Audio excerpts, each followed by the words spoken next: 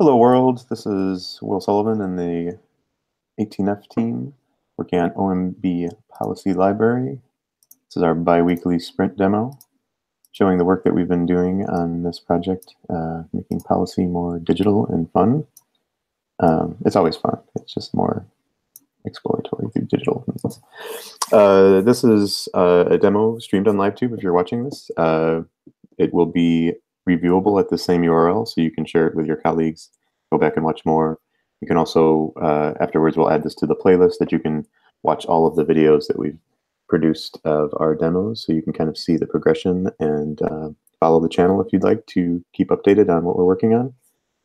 And with that, I'm going to start the official demo. Oh, I should share my slides. Boom, boom, boom. And first, we're going to have Tig talk about links with his color-adjusted screen. Thanks, Will. Yes, I've calibrated my screen in a way that means that this, what is normally pink, is appearing as a more muted salmon, but we haven't actually changed anything about the color scheme.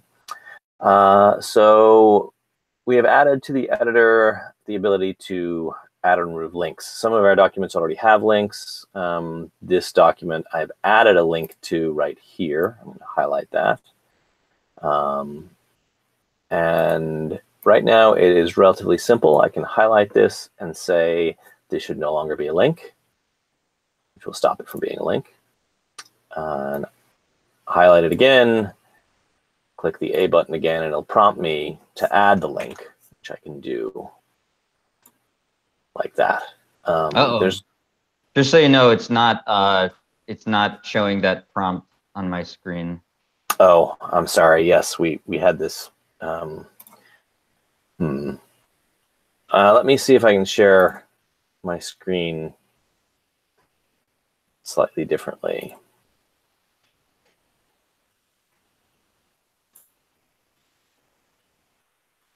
All right, let's try that again. I will stop this from being a link and then make it a link again. Could somebody confirm that you can see that this time? Yes, sir. Cool, thank you. So this is clearly a very simple UI for handling links. We're going to improve it later. However, most of the documents that we've seen have links of exactly this type. That is, they are the URL written out, and the link content is almost always the text of the link. Most government documents do that because they're intended to be printed, and so that's how they handle URLs in general. And that is all for links. I will pass it to Atul, who's going to talk about footnotes. Okay, let me share my screen here real quick. Okay, can folks see my screen all right? Yes. Okay, cool. Yes, what I'm about to show you is the parts of it are things that are actually production and in the code, the main code branch now. Those include actually showing the footnote, as you can see here, and editing it. So if you see typos in the characters, you can certainly edit them and stuff. But one thing, and you can save them. But one thing that you cannot currently do is actually edit, add new footnotes. You can't add new footnotes, and while I guess you can remove them, it doesn't actually sort of push all the other footnotes, you know, like up a footnote number or anything like that, and a few other things. But what I'm showing you right now is actually on an experimental branch where I have added support for some of those things. So, yeah, first of all, you'll see that I've added a little button here called F for footnote, and it turns, it basically like you know, goes white on black when I have the cursor inside a footnote, and it is black on white when I'm outside of footnotes. So it's similar to the idea of like a thing that shows whether you're bold or italic in, you know, Microsoft Word or what have you. And the deal is that clicking that F button when it's in one either of those states does a slightly different thing. So one thing is that right now you'll see here that it's actually when I'm at the end of this footnote number 1, if I type stuff, I'm actually just typing stuff that's being added to the footnote, as you can tell from the pink color. The way to, so one might have a question of like, oh, well, how do I actually, you know, continue typing this sentence rather than typing the sentence in my paragraph rather than the footnote? And so you can do that basically by any time you're anywhere in a footnote, as long as the, you know, the F is black. Hey, Atul? Yep. Sorry to interrupt. Can you try resharing your screen? We got a message that some folks are just seeing your talking head in them. Oh, weird. Okay, sure. Let me try unscreen sharing here. Stop. Wait, how do I stop? Oh, wow. This. Oh, okay. Okay, can you show me my screen now? So we can, but the problem was that people watching on YouTube could not. Oh, weird. Oh, it seems like they can now. So I think we are good. Okay, cool. Thank you. Sorry. Cool. No worries. So yes, basically, yeah, depending on what my screen didn't get shown, there's this F button here that stands for footnote. It's sort of like the way that bold and italic is shown in like Microsoft Word, where it is basically you know, inverted when you're actually inside a footnote and not inverted when you're outside a footnote. So one problem here is that when we that happens with like bold and italic text, for instance, is that like at the end of this footnote, I'm typing and I don't want to actually be in a footnote anymore. I want to actually be typing, you know, another sentence in this paragraph it's in. So if I press F, I can basically do that. So that's what happens when you click the F when you're already inside a footnote. But if you're not inside a footnote already, what it does is that it will actually create a new footnote. So here you'll see that it created a new footnote number 3 because the footnote before it was footnote number 2, and it actually pushed footnote 4, the old footnote 3, it turned into footnote 4, and it like renumbered all the other footnotes basically. And so yes, that lets you add footnotes. One thing that currently happens is that if you press backspace, if you're at the beginning of a footnote and you press backspace, it actually deletes the whole footnote. We might change the UX on that to have it sort of select all the text in the footnote first, so that you know that you're about to delete all of that.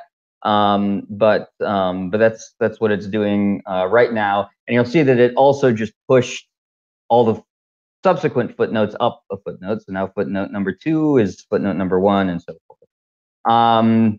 The one thing, there are a few things that this prototype part isn't doing. One of which is that it lets me put footnotes in places where they shouldn't be allowed. So it lets me put them in the middle of headings, which it shouldn't let you do. We'll probably either do something that dims the footnote button when you're in a heading, or just make it so that if you click the footnote button, it like fast forwards you to the closest valid place to put a footnote and puts a footnote in there. And then another kind of major thing that we'll need to fix next sprint is that currently there are, so like in M1619, for example, inside this table there are some footnotes. And the editor doesn't actually know about that. And so if I put in a footnote here, you'll see that this is now footnote 29 and this is footnote number 30. There's actually footnotes hidden inside here, or actually if not here in some other table. And if I tried saving, it would actually raise an error saying that there's duplicate footnotes, and that's because it doesn't know about the footnotes that are actually in this table.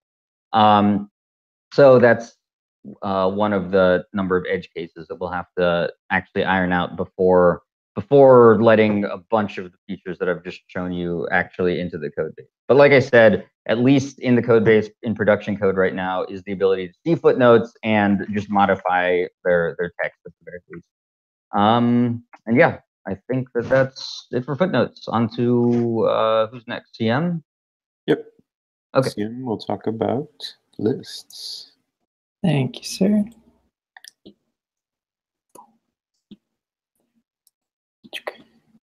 Infinity.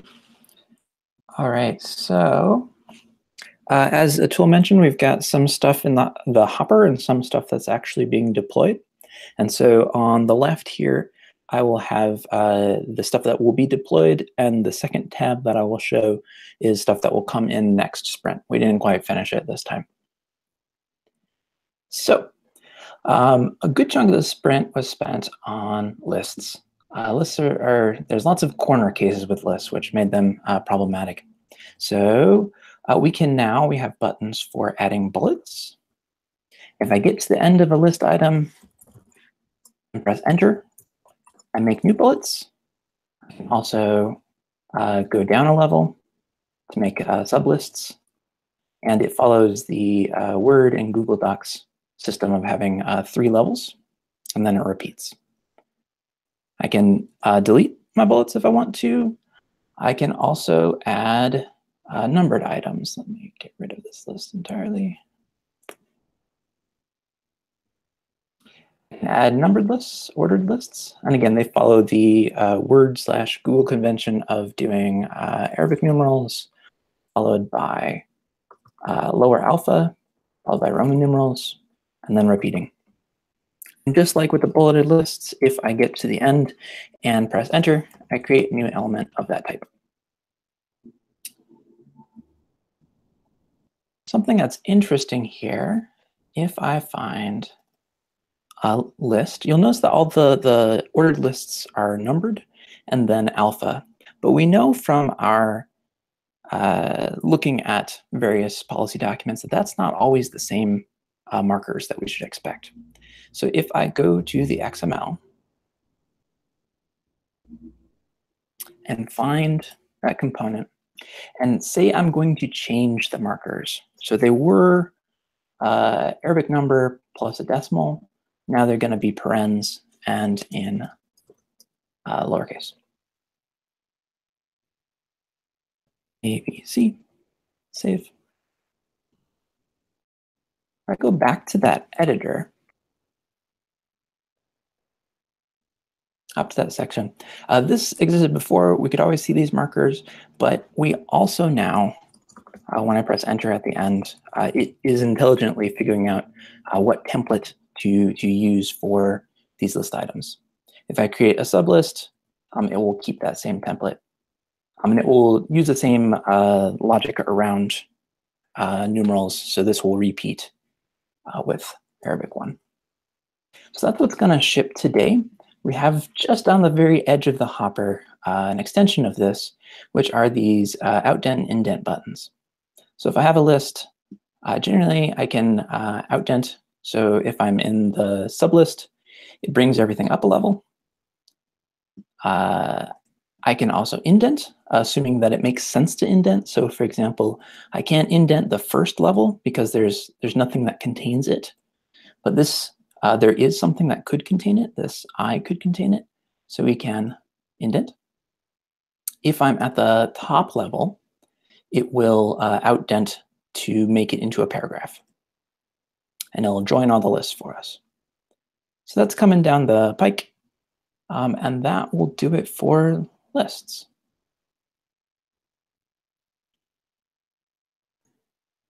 Okay, and next we have Austin. It's me. All right, can everyone hear me okay? Yep. Cool, I'm gonna share my screen. Okay, so this sprint, the design team focused on flows, I guess. So what we did was we took several different instances or use cases and we mapped out a task flow or user flow for each one of those use cases. if you remember back in the day, we had done generative research where we figured out what a normal process was of first drafting a document into a policy, taking that policy and putting it, digitizing it, and then putting it into Craft. And then we went through some preliminary prototypes to see like how can we make this process easy of getting a PDF turned into text that is now on the internet. So through that seems easy enough, but there was all these different edge cases. What if the document is unreadable? What if someone needs to leave in the middle of it? So we are trying to identify all of those edge cases and error states and make sure that a user is able to exit or find the information that they need, etc. So one of the first things we did is it's pretty simple, but this is just an idea of some of the work that the team did together, the design team and the development team. And you'll see that it doesn't look nice at all. But in the instance of something that failed to upload, what would happen? And then where does that information then get stored on our database? How do we ensure that those things don't happen with frequency? What are reasons for a document failing? How do we let a user know? What are some of the criteria we have on our side that a document can't be bigger than a certain size, or that it can't be longer than a certain number of pages? And then figuring out like what the next steps are, what happens when you save it, what happens when you put it live, etc. And then how do you get to the end result, which is live on the site? That was one of the phases that we worked on this sprint. The second one is the best case scenario, which is adding a document from new to the live site. And this is the flow that we've been working on. We got team consensus, and then after that, we were trying to do more with error cases and edge cases and what we want to accomplish from a product perspective of, do we want to make it so that we have all these empty documents with metadata but with no policy attached to them? So ways that we could figure out the easiest way to get as many policies onto the system as possible. So we thought a way that we could potentially do that V1 is ensuring that someone had to import a document, a policy, before they were able to continue with metadata, etc. So these are some of the things that we've been working on. Error states. These are not the final error states, but since we have a content designer on our team now, they will be way better than this. Yeah, so the last thing, vision, no. The last thing that we have here, this one Ryan did, so it's a lot nicer than mine. You can see mine is like covered in notes and what happens if this and that. Ryan's is like a simple how to unpublish a policy once it's been published. Was that going to go on a list view? Was that going to go, you had to go into the policy itself? What are the technical limitations with all of that? So these are some of the things that we ironed out today, or this sprint. So here is a more polished looking version of some of these workflows. This is if you are coming to the editor for the first time, you can see all the different states that a document or that a policy is in. Sorry, I keep saying document. We have workflow phases on our end, so things that the system is tracking, and we had to decide which things we're going to show a user versus which things we're not going to show a user, versus which things are stored and not stored, information that we need for our internal purposes. So we're ironing that out next sprint. But this is kind of where we are right now. There's these states that you can have that we're showing to a user are no document, in progress. So this is like, could be edited in edit mode or in review or whatever. And then there's complete, which means that it's been reviewed and it's done in the editing phase. And there's published, which means that you can see it live, quote, like live on the site. So that is what published state would look like. We're still kind of going back and forth with naming conventions and with desired actions on these. So these won't be final, but this was what we got to at the end of the sprint. We're also working on our research protocol. So some of the things that we would like to test out with users is like, do these status labels make sense? How are ways that you'd like to filter and manipulate this data? Is the policy date the most important when looking through a list of data, or is it when it was most recently touched, for example? So through this page, you're able to either add a new document completely or go to a document that's in progress. So I'm going to go to one that's in progress, which is M1619. These are, some elements are wireframed. This is an example of a page that you would go to that's already in progress. The title is here. You can see the data is starting to be manipulated. We don't have final text, but this is where the metadata would go that you've selected in your text. This is a whole nother workflow as well. Ryan's working on more of the interaction pieces from CM and TIG and Atul's demos, kind of the functionality on what happens if you indent, what happens if you select a footnote. So all of that stuff is living inside of here, and that's design that we're doing independently from the whole overview process, which is what I'm working on. So we are ironing out what the metadata is that we need to capture: title, policy number, issuance date, and sunset date. Toggles of it has or it does not have a sunset date. How would you select those?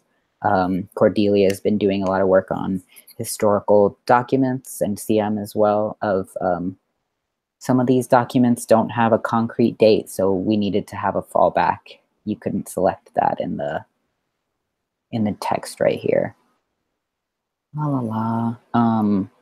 So some of the interactions that we've mapped out that we're still trying to figure out is the workflow phase, something that's incomplete or in progress, and what naming convention we're going to have here, whether it's viewable on the site or hidden, and then the opportunity to delete or change the status of your document, the error messaging that we're going to have, and all of the, like, we want to make sure you know this can't be undone.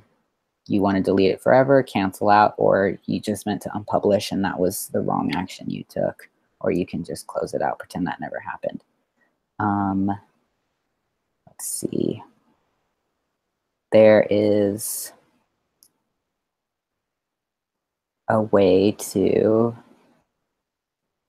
if I click back here, you can see that since I just opened it, the saves, you're unable to save because it's recently been saved. That's how it's been stored. But as soon as you interact with the data in any way, like I've changed this C to a D, now the save buttons are active again, and you're not allowed to preview policy. But once I hit save, I'm able to preview policy. So all these different cases right here of what buttons are going to be inactive.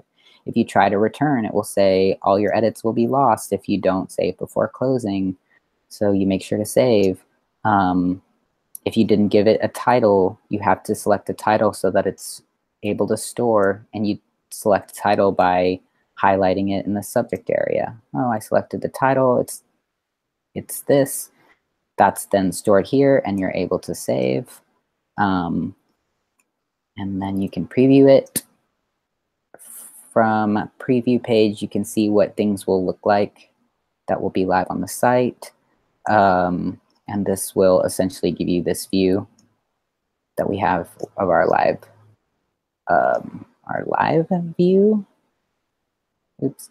And then since we're not having a review process in MVP, the idea here was just to have some level of like, you can't just push the publish button and it goes live on the site. So it was, how can we set up all these ways of making sure people know that it's going through some level of scrutiny, or you need to put it through some level of scrutiny before it just goes live on the site. So it's just a simple, yes, it's been reviewed, would be an over-the-shoulder review. And then you publish it. Before you publish it, just make sure you've done all these things. You certify to publish, or you can save without publishing. Certify to publish says, oh, it's live now. You can go to this URL, boop, and it's live on the site. Or you can add a new document from here, go back to the policy library. You can save without publishing. That will put M1619 DCOI right back into the policy list where you can see it's in progress and not published on the site. If you were to publish it, would then be in published mode. So all of these things we're working on. Oh, what happens if you upload a file that's too big or unreadable or has too many pages? These are the error messages we're going to go with. And yeah, those are just some examples of what we're working on in design. And I think that concludes the design piece. So I will stop. Excellent. Thanks. Okay, lots of really great work this sprint. Next sprint will conclude on March 2nd. We'll be back at the same bat channel on YouTube. Next, we're going to jump into our radio show call-in. You can go ahead and close this window.